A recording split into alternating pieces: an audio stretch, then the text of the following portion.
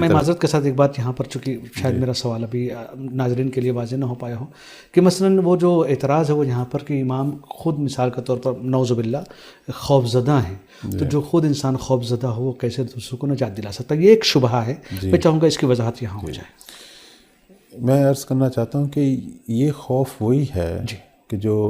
ہمارے نبی کریم صلی اللہ علیہ وآلہ وسلم کو بھی لاحق ہوا، کہ جب وہ شب ہجرت جو ہے مکہ سے مدینہ کی طرف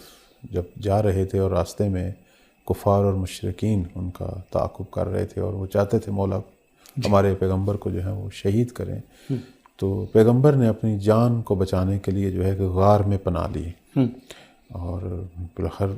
خوف تو تھا اس وقت کہ جان کو سخت خطرہ تھا، اور نبی کریم جو ہیں وہ غار ثور میں جو ہے وہ 3 دن رہے، اور جب یہ خطرے کم ہوئے اور وہ خوف زائل ہوا تو پیغمبر اسلام جو ہے وہ مدینہ پہنچے۔ یا حضرت موسیٰ علیہ السلام کو جب فرعونی حکومت نے جو ہے وہ قتل کرنا چاہا، جب ان کے ہاتھوں سے قبطی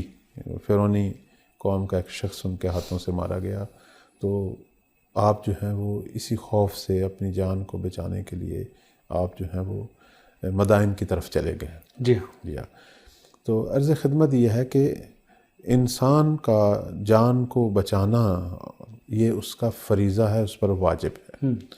اگر کسی انسان کی جان کو خطرہ لاحق ہے تو اس پر واجب ہے کہ اسے اپنی جان کو بچائے، یہ ایک شرعی حکم بھی ہے،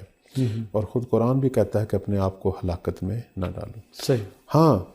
اگر میدان جنگ ہے اور جہاں جو ہے دین کو احیاء کرنا ہے، یا دوسرے لفظوں میں جو ہے حق و باطل کی ایک جنگ ہو رہی ہے، تو وہاں آگے بڑھ کر جو ہے آپ نے اپنے آپ کو لانا ہے اور دشمن پر حملے کرنے ہیں، اور اپنے دین کے دفاع میں جو ہے وہ تلوار چلانی ہے، اور اس میں اگر جان چلی جائے تو یہ فخر ہے ہمارا۔ تو عرض خدمت یہ ہے کہ لیکن اگر اللہ آپ سے یہ چاہے کہ آپ ابھی اپنی جان کو محفوظ رکھیں،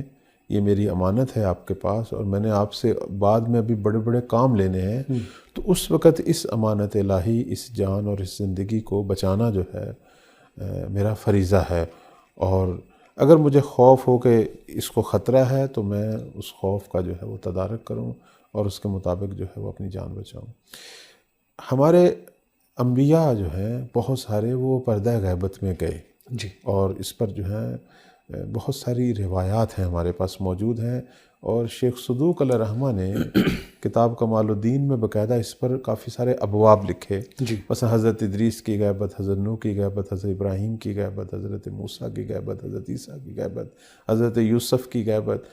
پتہ نہیں کتنے ہی نبیوں کا ذکر کیا کہ جنہوں نے جان کے مسئلے میں جب خوف کا شکار ہوئے تو انہوں نے غیبت کو اختیار کیا۔ ہاں، بعض کی غیبت کچھ دنوں کی تھی، بعض کی کچھ مہینوں کی تھی، بعض کی کچھ سالوں کی تھی، بعض انبیاء کی صدیوں اور ہزاروں سالوں کی ہے، جیسے حضرت عیسیٰ ابن مریم جو ہیں صلوات اللہ علیہ، وہ ابھی تک جو ہے وہ غائب ہیں، ان کو بھی ان کی قوم مارنا چاہتی تھی،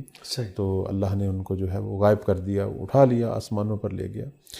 کیونکہ حضرت عیسیٰ سے اللہ نے ابھی کام لینا ہے، اور امام زمان جب ظہور فرمائیں گے حضرت عیسیٰ بھی نازل ہوں گے۔ تو لہٰذا یہاں خائفاً جو لفظ آیا ہے، یہ خائفاً اس اعتبار سے ہے کہ جب خدا کی منشا یہ ہو کہ زندگی کو باقی رکھنا ہے اور دشمن اس زندگی کو ختم کرنے کے در پہ ہو، تو اس وقت امام ایک وظیفہ الہی سمجھتے ہوئے یہ خوف پر عمل کرتا ہے اور اپنی جان کو محفوظ کرتا ہے۔ بہتر